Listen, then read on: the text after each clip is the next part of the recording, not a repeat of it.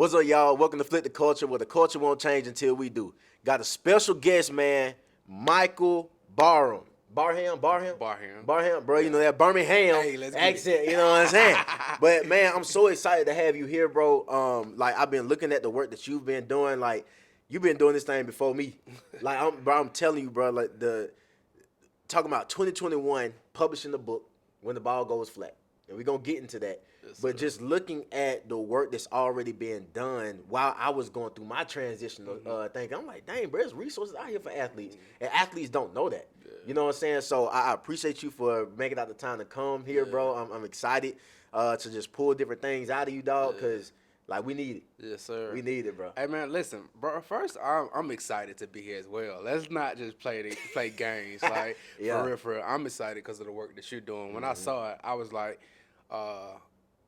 bro, we got somebody else in the space who has the heart and care about these Yeah. athletes in the next level. You know what I'm Yeah. saying? So immediately, culturally, often sometimes when people are in spaces that think competition, but I'm like from a collaboration standpoint, Yeah. I can see your heart. You know what I'm saying? Like in your voice and what you do, I'm like, oh no, he for real about this thing. You know what I'm saying? So big up to Flip the Culture. Big up to, you being the author, doing what you do. Like I know we're gonna interview me, but I just want to give you your flowers. Because I'm as excited to be here as you are excited to have me here. So man, I'm excited. Let's get it. Appreciate it, bro. So I remember there was a lot of support when it comes to like your initiatives, right? I've seen you partner with people inside of the community, but before all that, right? Like when did the ball go flat for you, and what were some of those initial processes? Like what's the beginning of your athletic journey? Like what happened there? Let's get it, man. So I'm so grateful that I'm in a mature place in a vulnerable place to talk about it, like for real, for real. Yeah. So the ball went flat for me after high school. I remember it like it was yesterday. My last game, we was in Alabama State gym playing against Oh, you Parker. play at Alabama State? No. I was playing with Justin Neer. Oh, okay. Justin Neer, high Okay. school, Got playing you. at Alabama Okay. State. Yeah. Okay. All right. At Alabama State against Parker High School. We weren't successful, but as the clock was ticking down, like for me, it hurt. Everybody had that regular cry, like, "Oh, I'm sad we lost." Yeah. But I looked around, and majority of my teammates were either going to the next level or they had some sort of plan. And so it sunk into me a little bit deeper that I have no clue what's about to happen next. And so for the longest, I'm gonna be real, especially since I transitioned to a coach in this space for a long time, I was ashamed of not transitioning or not having the opportunity to go to the next level, to go to college and play and all of that. You know what I'm saying? Because it's all about accolades and all of this. But then I realized that I related more to that 94%, 97% than I did that 3% or 4%, depending on where you are, that makes it to college. I was like, I relate to these people more. Yeah. You know what I'm saying? So that allowed me to take that shame away. Because, you go through that guilt during that time of like, because what's going to happen is once you're done with that game, I think you dread everybody saying, well, what are you going to do next? Yeah. When that question is asked, it's like a million knives are being stabbed into your back because you have no clue how to answer it. And so for me, that transition was extremely hard. I didn't have any idea what was going to happen next. I didn't have like a support system of any way to like knowing. Like it was me, my mom, my sister. My mom just wanted her son to not be locked up or not be, doing drugs or doing certain things. Like she just wanted me to be healthy, be sane because of the environment and where I come from. She just didn't want me to end up, where unfortunately a lot of my friends end up happening. I experienced a lot of, tragedies and things like that after transitioning. But, that's where it happened, bro. Just trying to figure this thing out. By the grace of God, I tell people I was tricked into purpose. When I was done, thought about the year after I got done in high school. I was going through college, but I still had this void in me, and wanted to volunteer and coach and help out with one of my former teammates. His dad was a coach at an elementary school, Abrams Elementary in Bessemer, and I was like, shoot, I want to go and learn under him because he was a well-respected coach, and I wanted to kind of learn the game. And then once I went to be with him, probably about week 2 or week 3, he was no longer able to coach the team. He had life situation happen. And so it was a police ran league, like a PAT league. So they just sent another police officer. They sent the police officer. It's either a police officer or a community leader. They sent the police officer. And so I was still showing up to practice. I'm like, they don't have nobody else. Yeah. Well, they were responding to me so well. He was like, I see you got it. Because I really didn't want to do it. It's almost kind of one of my requirements. Yeah. And so after that, like, it was just me at 20 years old with 5th and 6th graders looking at me in my face, trying to figure out, basketball. And I grew up so much because I had an expectation of growing into a leader. Like, they were literally looking at me, watching everything I did. And so the language in which, the way that I talked, the things that I listened to, like, I was forced to grow up very, very fast because they would repeat what I would say. So let's stop there. Mm-hmm. Like, let's talk about that, because I can look at some of my teammates. Mm-hmm. It's like, whenever athletes trying to figure it out, first thing we do, go into coaching, right? Like when you look at former athletes that's young, that wants to pour back and try to find their identity, they go back to the game, right? And I said this inside of my TEDx Alabaster speech about what's the question that needs to be asked once the final whistle blows, right? When the ball goes flat, what's that question? It doesn't need to be what comes next. The question needs to be, what do you miss most about the game? Because when you go into a space, right, of coaching or dealing with kids, and you're going back to what you missed the most. That's it. Because in a father that has a son, he wants that son to experience the gratefulness that the game could be able to provide to him, that it provided to him, right? But there's a healthy way to look at it and saying, before I step into that place, let me reflect on my own journey and what I miss most about it. Because then what I miss most about it, what do you miss? I mean, what frustrated you the most about it? Because you can find different things that frustrated you about the game that literally propelled you into your life's work. Wow. Because our purpose is founded inside of frustration. Because everybody's not frustrated about the same thing. That's it. You see what I'm saying? Frustration is supposed to give leg work and give you guidance on how to fix that issue. Yeah. Right? So what did coaching and stepping into coaching fulfill for you in that moment while you were trying to figure it out? So for me, it was community. Community was big for me because, full transparency, it was community. It was my escape because I had a community, but the community that I had was selling drugs and they were robbing. Yeah. And I knew that I couldn't do those things. Why couldn't you? Because by the time I was 21, I experienced, from the time I graduated to the time I experienced, to the time I turned 21, probably in the 2 to 3, well, probably a year and a half, 2 time span, I lost 4 of my friends. One of them was to murder, and I saw how that happened in his life. My best guy, like, we rocked. The other was a health situation. He was playing at Mississippi State and, had a health situation. But the other 2 younger men, they had a situation where they died in a car crash. So for me, I knew that the environment that I was in, like, I wasn't exposed to anything else.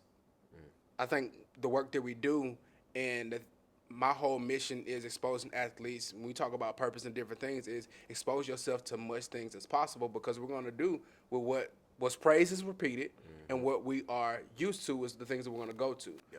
And so for me, I felt like the only thing that I had was what I knew or I had knowledge about was hitting the lick, breaking in somebody's stuff, or selling. I'm like, I have a mouthpiece. I'm good with community. If I need some money, it's easy to be a salesman and go sell something. And so I saw what that did to those around me that I loved and care.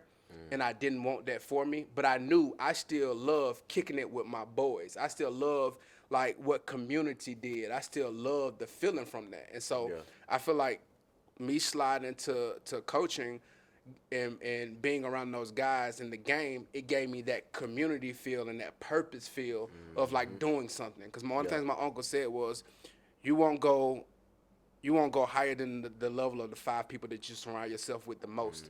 And for me, I was like, the people I'm surrounding myself with aren't excited about anything. Yeah. They're not talking about goals, dreams. We're talking about the same stuff. And so I was like, I need to get into a different community to kind of help shape and mold my mind in a different way. Yeah. And so we talked about like things being led from frustration. One of the things I say is you find a need and find a gap and fix it. But the other thing is find your hurt and heal it. And so my hurt was the absentee of support. So I wanted to be that support for those same young men. Like this feeling that I feel of not feeling prepared for whatever is next, or not feeling like I have the support that I want. Yeah. I want to make sure these young men don't feel it. So it was community and the support that I felt like I lacked and missed. I wanted to be there for them. That's good, bro. And what I'm hearing is that out of that frustration, out of your purpose, out of your passion, there came a skill set to be able to connect. And that skill set gives you access for your purpose to truly be impactful in somebody else's life. And I appreciate you for even going down that journey of figuring it out, because I like to tell people this all the time. It's like, you can't name a job that does not serve humanity in any capacity. Like, you may be in a cubicle all day, not interacting with anybody, but I guarantee you that work is progressing society in some kind of way. Absolutely. Like, I mean, even if you sell a pack, you know what I'm saying? Even if you sell drugs, you're serving a community. Like, now, the ramifications of that is destroying your community, right? But you're still serving somebody a feeling that they're chasing. And when you chase feelings, purpose is out of the equation, because you can't trust your feelings. That's bro. Real. Like at first you were chasing what I'm hearing inside you. Correct me if I'm wrong. But you were chasing that feeling of community. Once you found that community, God was able to pull the scales off your eyes and say, "Hey, your purpose is here." While you want that feeling, chase your purpose, chase me. And then what you see, all right, come on. Let me get back to the question. Don't stop. No. This your. No, I gotta check myself on this jump, bro. No, real. No. Yeah. I think it's very important because that's one of the things I talk about in my book. Like that's like for real.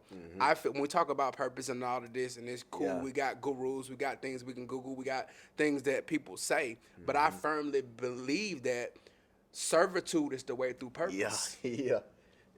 Like me being there coaching, I was serving. I didn't find that if I didn't have the heart to serve. A lot of that came from though me being raised up in the church and doing things through youth groups and all of that. So it was me wanting to serve. Yeah. I tell athletes oftentimes, because I get like whether it's the need for money, the need for status, the need for these things. Oftentimes we feel like I've seen people who had all of those things, but they still have a hole in a gap. And it's because, like, go serve somewhere. Get some, like, that's a different level of meaning that you get when you serve. That's something that different that happen. And then you oftentimes get to discover those gifts. You oftentimes, God begin to show you those things that you have, right? Yeah. And so servitude is very, very important. Don't get it twisted. I feel like that is the way to purpose. Yeah. Because oftentimes we can't get into certain doors, whether it's I don't have the qualifications, I don't have, the relationships. Build your own stage and serve your way to purpose. Yeah. So you can control where you serve, how you serve. You don't have to wait on nobody to give you the opportunity to serve. And some of our purpose, some of the things we're called to, is tied to us serving and having a heart to serve and do things without receiving nothing back. We're in such a society of what can you do for me? I was in a mindset of let me serve and do everything for you. Whatever is for me, God is going to align it for it to happen. Yeah.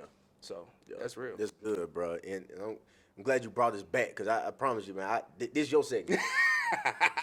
I'm so for real. You know what I'm saying, bro? I got to check myself sometime, bro. Man. But let's talk about when the ball goes flat, man. The book, how do you speak the language of the athletes to where they can get the concept? Because like I can only imagine when you get athletes that's fresh, it's like you a baby in the incubator, bro. Like you don't know how to breathe on your own. The last time you probably, depending on when they stop playing ball, but let's talk about a college athlete, right? You on full scholarship. You got insurance taken care of through the school. Come on. You don't got to go to the dentist. You don't got to go to the doctor. You got a doctor that the school is partnered with that gives you all the. So your sustainability in life is still dependent on the school, which is the parent, right? Yeah. So once they're getting into this new life, their language is still athletics. Like, is soccer, is golf, is swimming, it's all these different things. So take us And we got through some of the NIL on things that you top of that. book. You don't gotta, it push your mind back to have to worry about Yeah. anything else because you're living life now at the moment. I think for me, bro, and you probably know in this space, and I'm glad you asked that question because it's very, very hard space to be in and to have and start those conversations. I think for me, I'm grateful that God gave me a different way to approach it because typically when athletes hear this conversation, it's mentioned in a negative light or it is mentioned in a passive aggressive way. Like, what you gonna do with your life? Sports ain't gonna always be around. That ball ain't gonna always be around. What you gonna Like do they with in your trouble life? or Like something. it's just so Yeah. it's like what athletes hear is you don't believe in me. So they shut it down immediately. Yeah. So my approach to my athletes is there's a twofold to my approach. Number one, there's your plan A and there's a transition plan. They're not beefing with each other. Yeah. You're going to transition. So is your plan A, run it through the wall. Yep. We don't talk about plan B. There's no plan B. I'm so Run your glad you plan said A that. through the wall, and then there's your transition plan. I'm so Because glad. it's going to happen. But the other thing is, my perspective is, there's so many more gifts inside of you. You'll be robbing yourself to think that the only thing you are is an athlete. I don't like. There's so many more skills inside of you. Yeah. So many more things that you can sport that you will like and love about yourself. If we weren't distracted by thinking about just this particular thing, you can be great simultaneously at being an athlete and being a videographer, taking pictures, fishing, like surfing, like those things. And what happens is when you're able to spend time doing those other things, those start to become parts of your identity. Those start to become secretly a part of your transition plan. But I also tell athletes, I want you to be more proactive than reactive. So you got a choice. You can be reactive, and when the game ends for you, I'm gonna help you pick up the pieces, but it's gonna be a whole lot harder than if we be proactive and start this process while you're playing the game. Yeah. Right? And so, number one, it's understanding that there's way more inside of you than whatever it is sports you got. Because I know you're used to being introduced as, this is my baby, the basketball player. This is my baby, the football player. This is my baby. And they put those titles on you. And so you're waiting for that. Like, that's how you're introduced. And that's just how family and friends, they praise the athlete first. So you've been groomed since you were young to be praised as the athlete.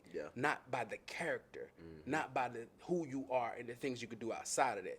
And so helping them understand that there's way more inside of you than that, not from a negative standpoint, that it's beautiful when you actually understand that, bro, that pen you have with that drawing, like, the portrait that you can do for somebody who just lost a mom or dad, the fulfillment that they'll get, you just think you're just good at drawing regular Goku characters or anime or different things like that. But how can that transition, if we explore this a little bit more, but as well as you're going to transition, and it's not a negative thing if you're prepared. Yeah. That's good, man. And I appreciate you downloading that even inside of me, man.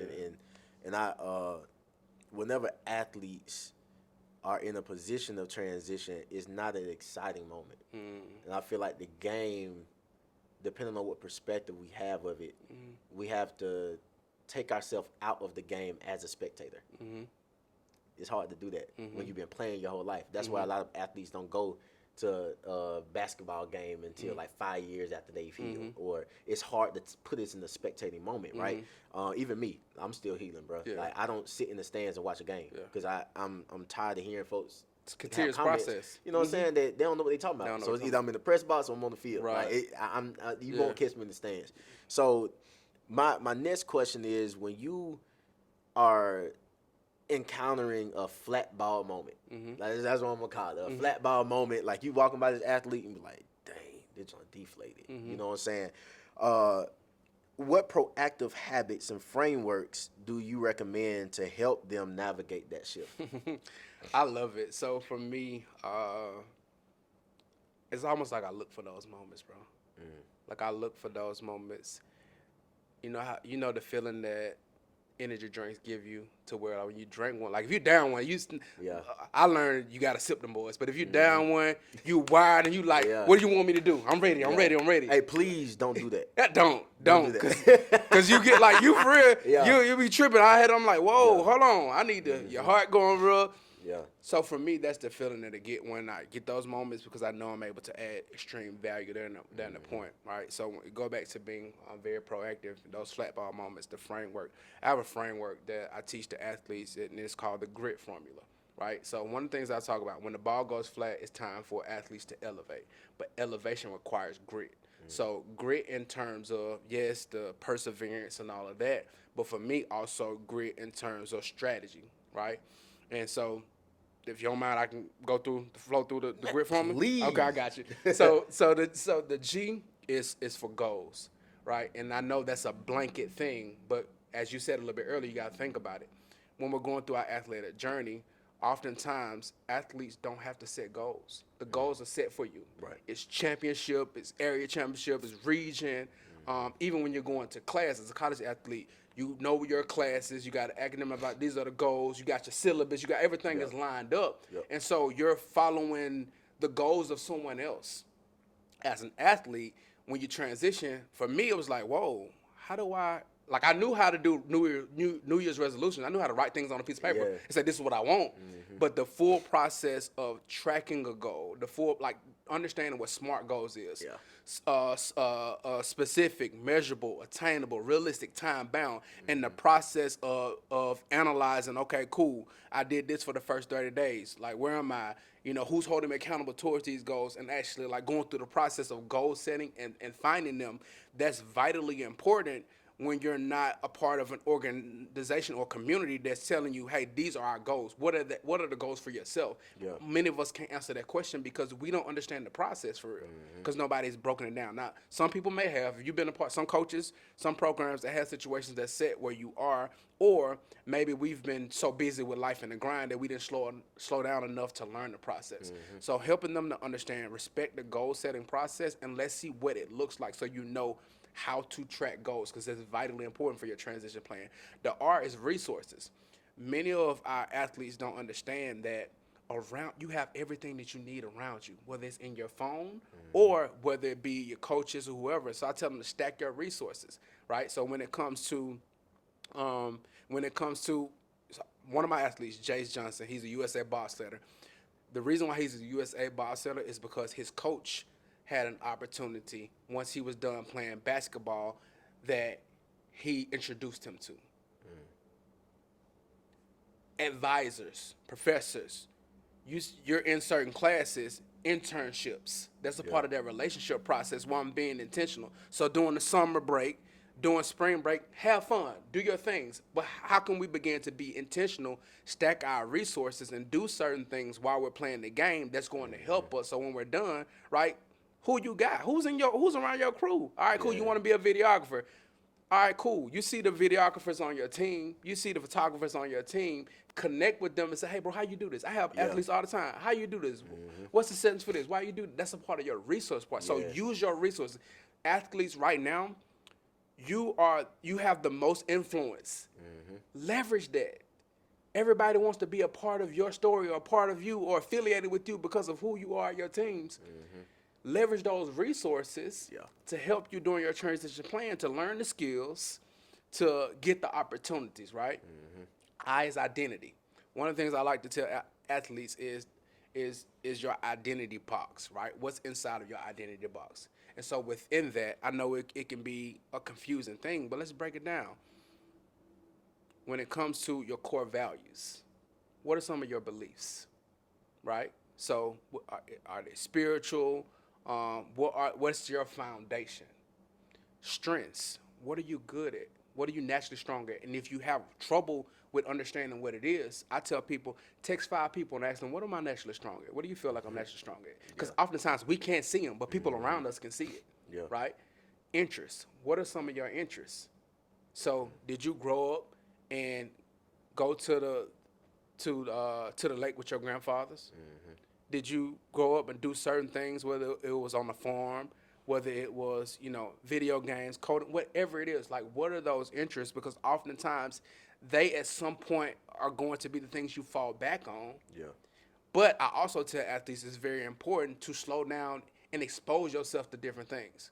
For me, that was like, bro, when I was younger, my grandfather did try to take me through the fishing whole ordeal.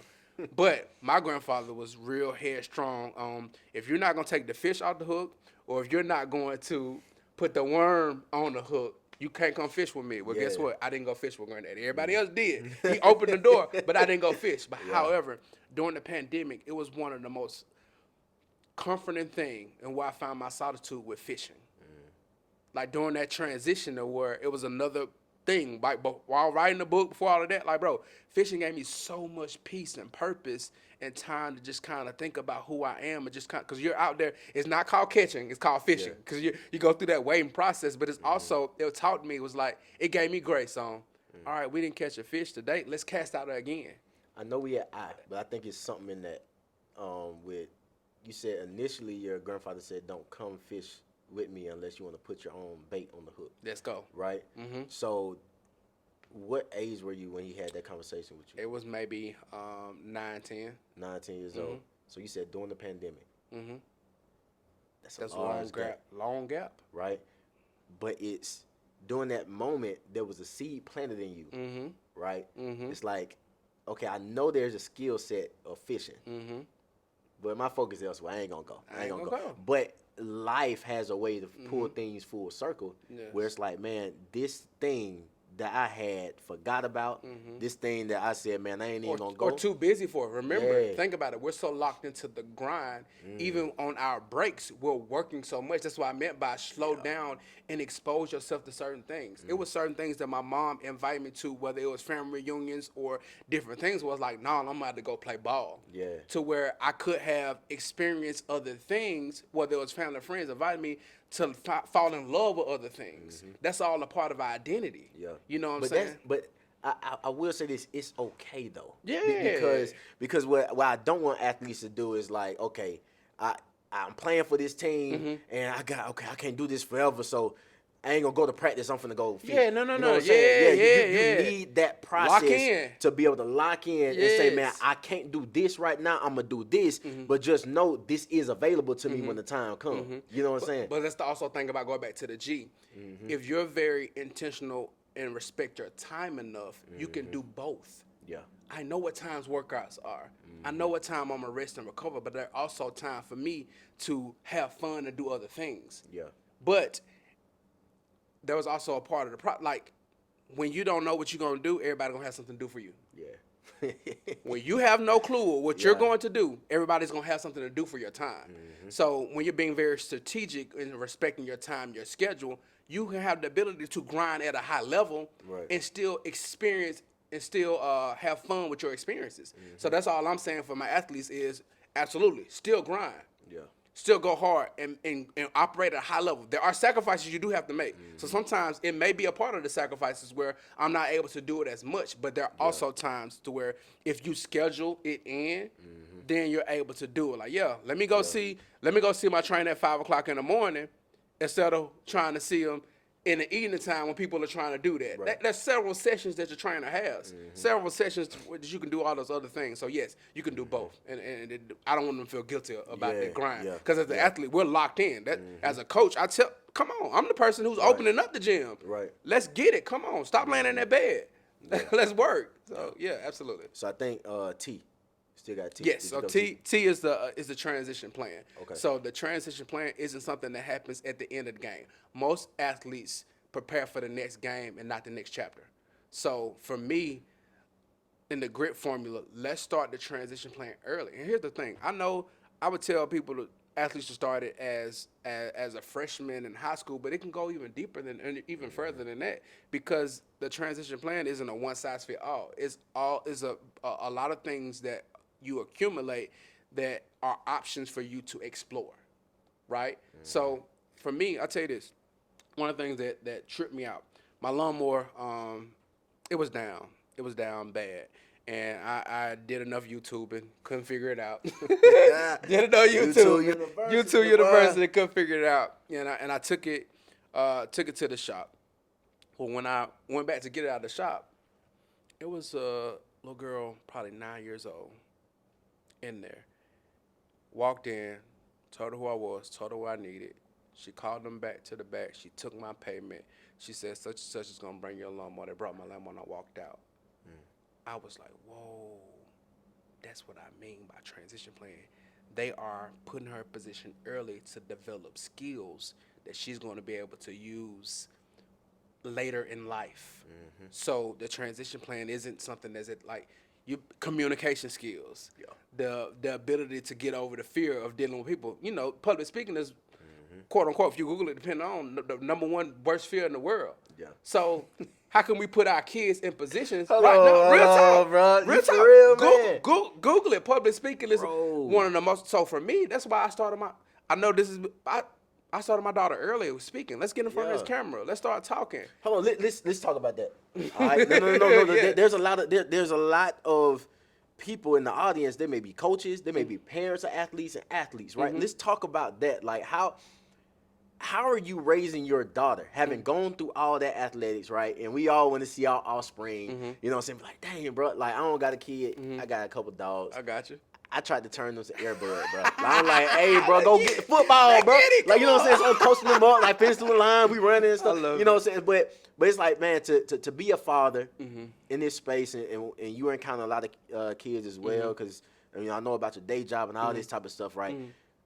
But it's like, how are you preparing them for different life transitions? And even though they may not be doing sports, they may do. Like, how are you creating an environment to help them through those transitions too? Yeah. So for me as a father, I'm building their character first. So what I mean by that, my oldest Chloe. So that's Chloe and that's Kylie. Kylie is 4. Chloe is 8, about to turn 9. And so Chloe is just now getting into volleyball. Shout out to, I got Jeremy, had Next Level Volleyball Camp. She saw it, and it kind of developed that urge to like, yeah, I want to do this. She had cheered before and different things like that. But for me, I'm developing her character and the principles first, like those things that drive us as athletes. And I'm also helping her to understand that I love you as a person, as my daughter, more than I love your performance. So I'm going to celebrate you the same way I do when you do well. She came in the room. She was playing with me. She came in the room. She was like, Dad, because going into the 3rd grade, she great at reading, she wrote her own book. She has a lot of passion for reading, but math, she was like, I'm a little bit worried about it. So she's like, what's the name of the book? Defeating the Literacy Act Monster. And where can they find that? Amazon. Yep. Okay. So her book is geared towards her age group to understand the the ramifications and everything around the ACAP and stuff like that. So she loves reading, and so one of the things, the challenges that kids typically trip up on is reading. And so we took our time and our bonding and reading time, and she developed a love for reading. And so her way of kind of inspiring her friends who typically have trouble with ACAP is that reading portion. So we talk about skills, building the skills of, let's show up every single night. We're reading bedtime stories, right? So it's showing up. You talk about how I raise her as, like, these are the skills, the principles, and the thing as a person that we're taught as an athlete. I'm building those and I'm praising those the same level in which I praise when she performed and everything else. But you said she was struggling with math. Yeah. And she felt as if she was going to struggle with math. But she came in and she was like, I don't think I did well. I probably missed a couple. And we have this thing where she's like, we gotta do everything. I grab both her hands. I said, look at me in my eyes when I'm communicating to you, because I want you to lock in. You're very present right now. I said, this is a part of the growth process. If you mess up, if you make a mistake, I don't feel any differently about you or what you do. I said, I already know how much you care about this, and I know you're going to try to work at a high level. I said, mistakes. I don't want you to be trapped into professionalism. I understand as an 8-year-old, if we don't fix this now, that becomes the athlete that can't move forward because they mess up in the game. Because I didn't perfect it. I wasn't perfect. Yeah. Right? There's a difference between perfecting and being perfect. Right? And so I wanted to kind of put that in that short moment. Now, I went through this whole ordeal. I'm locked in, E. Yeah. I went through this whole moment, giving motivation. She's like, I'm just playing.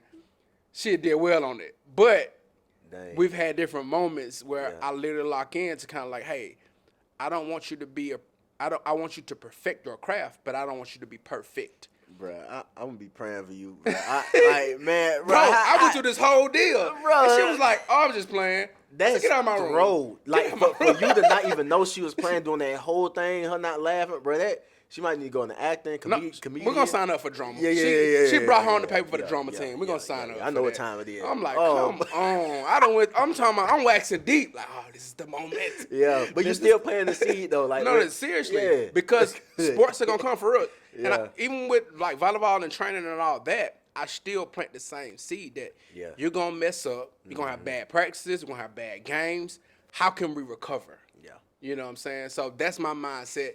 But all of that is, even when we transition, we're going to transition well, God's will, because I am positioning them in a way where who you are as a person, how you show up, how you respond, the things that you have, your gifts, your characters, the way that you position yourself is way more important than anything else, right? So but I know we talk about student athlete, and I respect it. I agree with the student athlete. But before the student comes the person.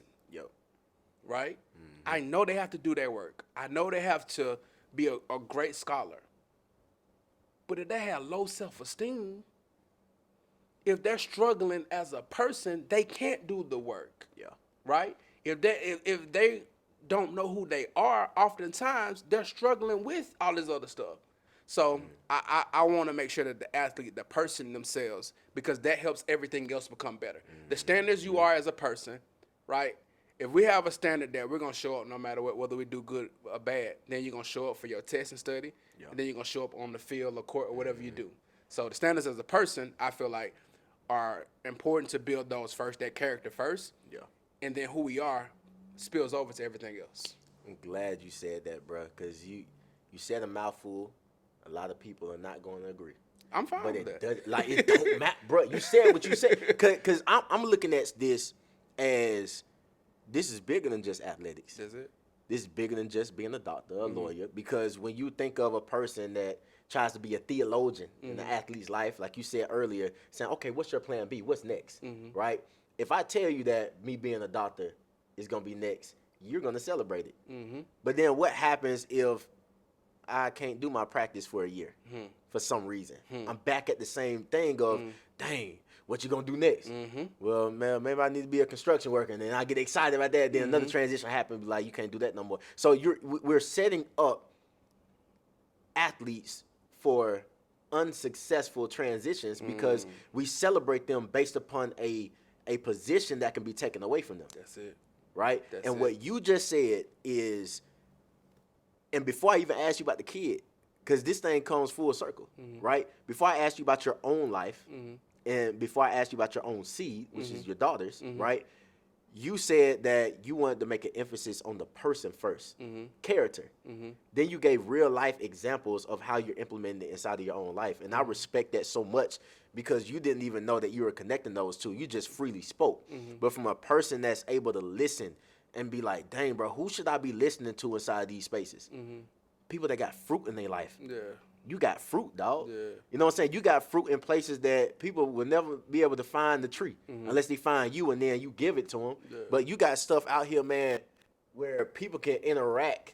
And I call that, but I hate to get so spiritual. Come on. But there is what you would call a him anointing. Come on. All right? Like there's you physically that can give value. That's it. But there is a him anointing where in the Bible it was a lady struggling with the issue of blood. Like she was just bleeding. Yes, you know what I'm saying? Yes, sir. She touched the hem of Jesus' garment, got healed. There's been instances where people come to Jesus, bro, and they be like, hey, like I need healing.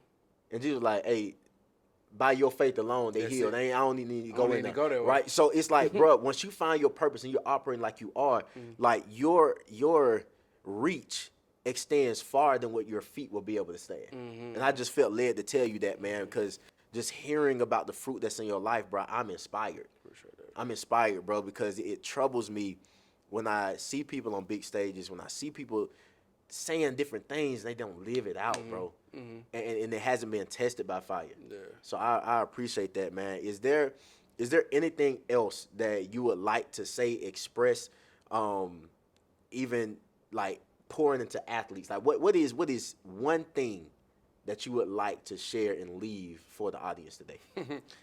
I would like to say for parents, man, I think oftentimes we do what was done to us, but for me, I hope this talk inspired them to build the athletes up differently.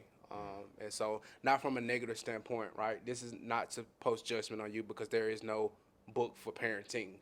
And so being exposed to resources and other things to show, putting your kids in positions around people like myself or like E who are going to pour into your athletes and celebrate them beyond the things that they do on the field, the court, right? Because here's the thing, what's praised is repeated.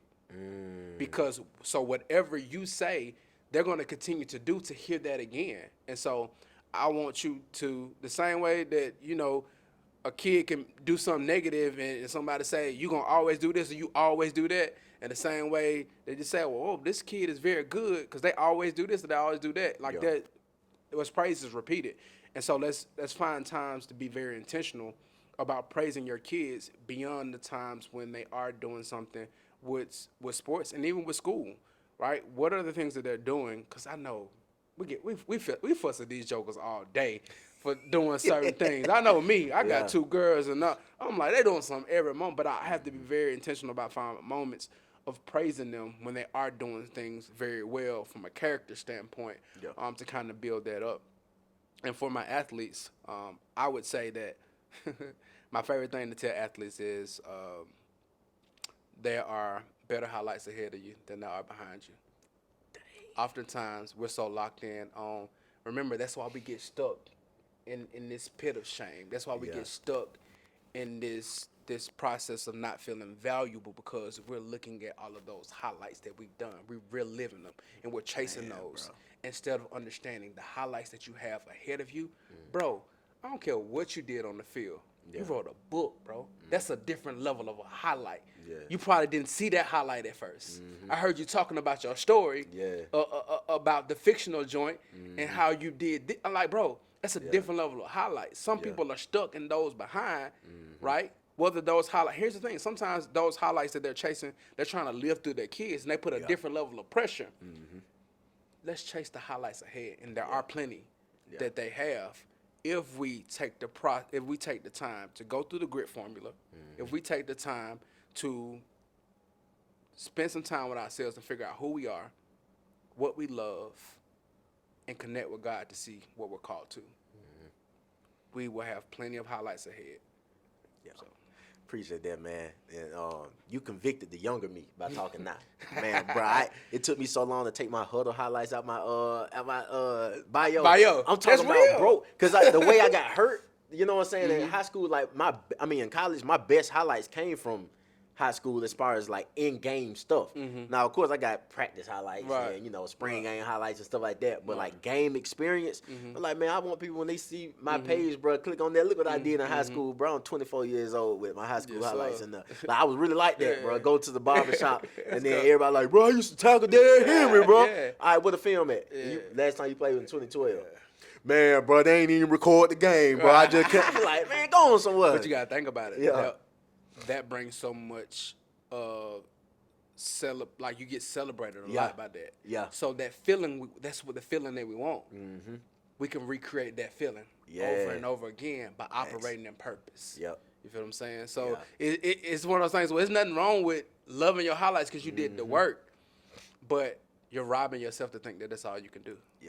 And you don't got to lead with it. And it wasn't meant for conviction. You feel what I'm saying? Like, it's just one of those things where if you are in that space and place, just understand that we're living testimonies that you can continue to create more highlights because we're not done. Yeah. There's so much assigned to our lives that we're going to continue to inspire athletes. That's going to continue to inspire people. That's going to continue to inspire the world. So the thing that we do, I know you said something about me. I want you to understand.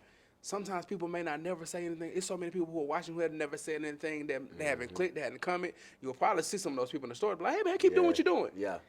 In those words, keep doing what you're doing is you said something that transformed me. I've done some things that's transformed some others. So the work that we're doing, because I feel like athletes are the most marketable human beings in the world. Facts.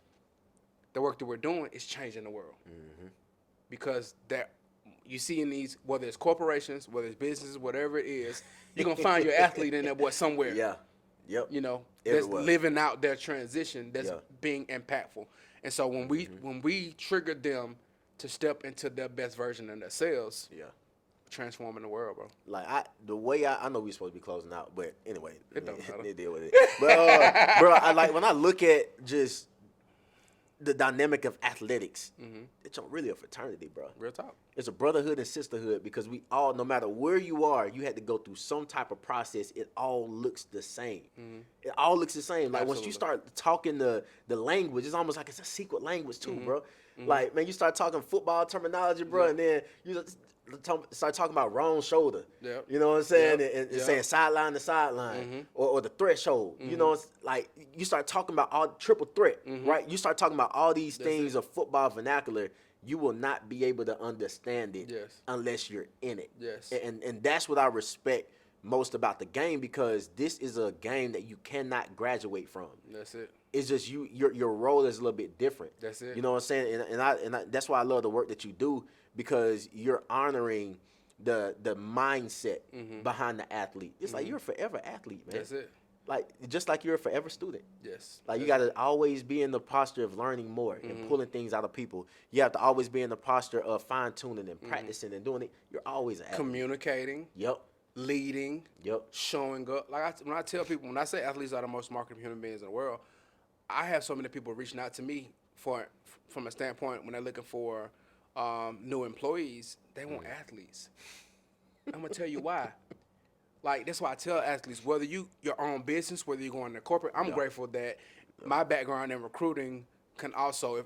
I know we're in the space of everybody want to be an entrepreneur, but everybody don't want to be an entrepreneur. So I'm grateful that God has given me the gift to be able to teach those who want to go into the corporate space as well, just how to perform, how to show up in that. But truth be told, it's no different than being an athlete. I want people who are going to be a leader. I want people who can adapt and adjust because every day looks different. And if they can't change, our business can't grow. All right, we said we had this big meeting. This was supposed to happen. Then life happened. Everything has to change. I need people in my company who can adapt real fast because it's gonna cost us millions of dollars if they don't.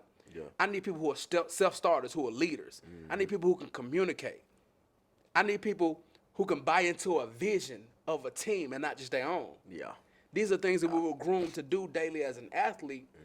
So they desire to have that a part of their business, their organization. I want an athlete, somebody who's been almost like either an athlete or somebody who's been in the military because you've been wired a certain way day in and day out that can't necessarily be taught right now. It had to be something that you've already done. And so for us, it's just transferable. I tell them, like, that's why you're so valuable. What we've done day in and day out is transferable. So, yeah, bro, I love this space. I love the opportunity to add value to. And here's the thing. You might get this. I tell people all the time. We may say athlete as in the stance from a sports standpoint, so they feel like that's all we work with. We are all athletes. We're all athletes, whether you play the sport or not. You are waking up to chase a goal to win a championship of your own, to win a Super Bowl of your own. So whether that's being the best mom I can be, how can you grind it out and adapt to the way that these kids are learning? Like how you were raised is not how you should raise your kids. Unless you was raised in a healthy environment. How can you adapt as an athlete? Let me connect with them. We got a different breed of kids. Let me connect before I project. You see what I'm saying? Like, that's an athlete. the stuff that you do, working out in the gym, walking, all of that, like, that's a part of being an athlete. So we can inspire more than people who are in traditional sports. So the ball can go flat in anybody's life. That's what I tell you. The ball can go flat in anybody's life. Yep. Bro, you talk about injury. I didn't get injured when I was playing sports. Messed around and tried to come back and rupture my Achilles. But I'm grateful because what it did for God do everything for a reason. I was always thinking about transition with sports being at the end. I didn't think about the transition and the ball going flat for my athletes who experienced injury. Yeah. They experienced those feelings like before being done with the game. Yeah. So I sat down there at that time, was like, oh, this is what they're going through. So the process of getting my mental together, it helped me to be able to connect with those athletes at a different space. Because it's like the transition of the ball going flat is not just the end of a sports career in terms of years. Yeah. What stops it? Transfer portal now. Yep. We got a lot of them in the transfer portal. The ball went flat for them. Right? How can we connect and help them go to the next phase? Boy, I would talk, but I love this. We'll be going. So whatever you want to do, and I'm fine. So whatever you want to do, we can talk, bro. I say this. So I'm gonna say this for the podcast. If he cut it out, I know. What we doing? We do so much work apart. We have to do something together for the community. Yeah. We got to do something together for the community, bro. We got to do something. Our hearts and what we do is aligned so much, and our spirits in which what we do is aligned so much. We got to do something for the people. Yeah, it's definitely time, man. So I appreciate you, bro, for tapping in. How can people find you? You're a phenomenal speaker, man. I respect the work that you have to do. So, like, how can they get in contact with you personally for speaking engagements, workshops, one-on-one consultations, as well as how can they get the book inside their hands? Yep, I love it. And so, MichaelBarhamElevates.com. You can also find me on all social media platforms at Michael Barham Elevates. But on MichaelBarhamElevates.com, you'll find information about me as a speaker. You'll find the tab for my book, When the Ball Goes Flat. If you want to just go to Amazon, you can get my book on Amazon, When the Ball Goes Flat. But there you can connect with me on social media platforms, on my website. It doesn't matter. Wherever you connect with me, just, holler at me, and I'll be able to add value. However, I know we didn't talk about this, and it's not one of those things, but I think that's just where I am with it. Not only do I handle athletic transition, but from NIL space and NIL, as an NIL strategist, you got cute names. For me, it's still a part of the transition plan. Because for me, I'm just positioning athletes to have control of their life and building their own. I feel like every athlete should have their own brand. Their own brand doesn't mean a specific business per se.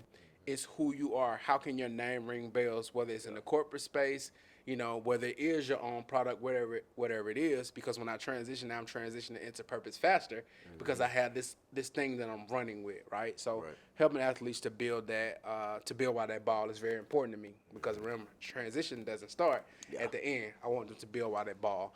And so just love to connect any platform.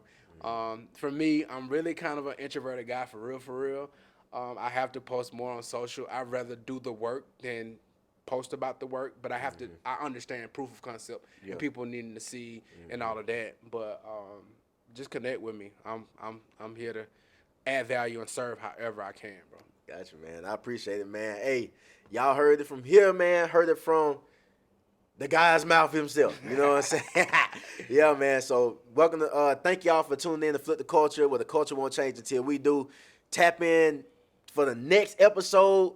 I don't even know who we finna have on this, boy. But I know it's gonna be just as impactful, man. It's gonna be somebody, man.